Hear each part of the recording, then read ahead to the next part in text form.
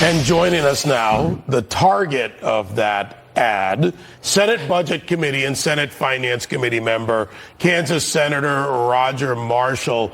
So, Doc, they went after you, and now rescission gets them. That feels pretty good to me. How about you? You know, that's just fine with me, David. The backdrop of this is $37 trillion of national debt. We're spending $7 trillion a year, only taking in $5 trillion. We got a budget issue amongst us, and here we're spending $1 billion on public television. Look, I don't wish them any ill will.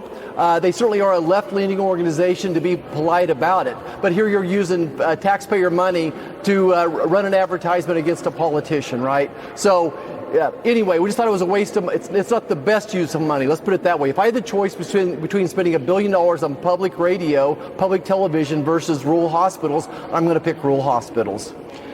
Senator, I am not here to say, oh, it's so small and belittle what you've been able to do today, because as Steve Moore has pointed out, you just passed the first rescission package in half a century and clawed back money that should not be spent on government-sponsored and funded media.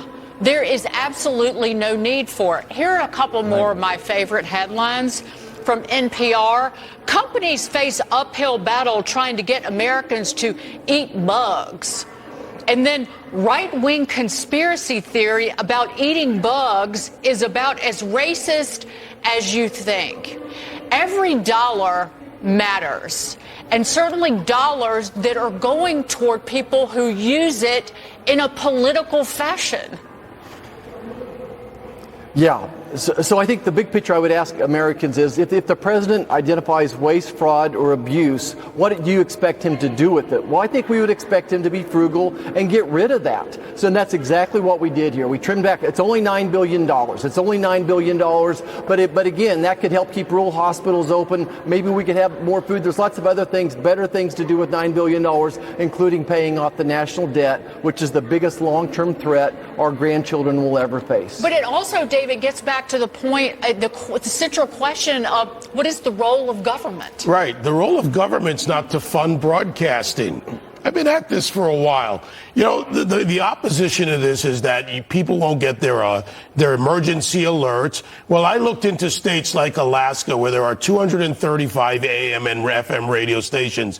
Maine, Senator Collins, who voted against this. There are 150 stations, according to Radio Locator. All around this country, I've been in terrestrial. People are going to get the information. And Senator, whether it's right, left, or any other way, if you can survive in the free market, you can sell ads. It's called a barter system. It's business. Right. That's how you do it. I've built stations, rebuilt stations in major markets. It's a business, not a taxpayer-funded socialist business.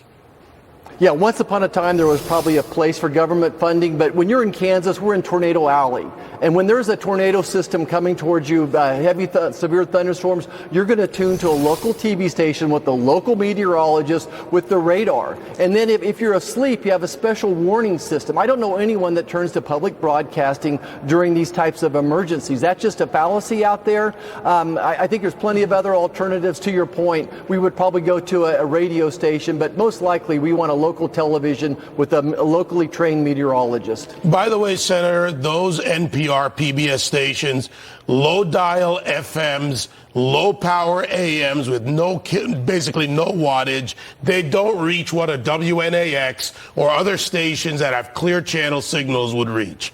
So facts matter. And Senator, rather than say trying to empty our prisons and defund the police, George Soros can, pony up $1 billion and fund NPR and PBS for the next couple of years.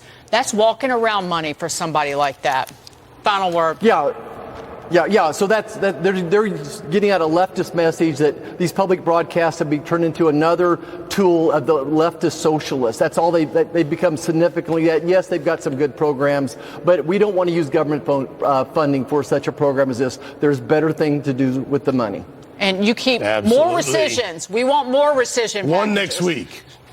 Senator Roger Marshall, thank you. I'm in. All right, Doc, great to see you.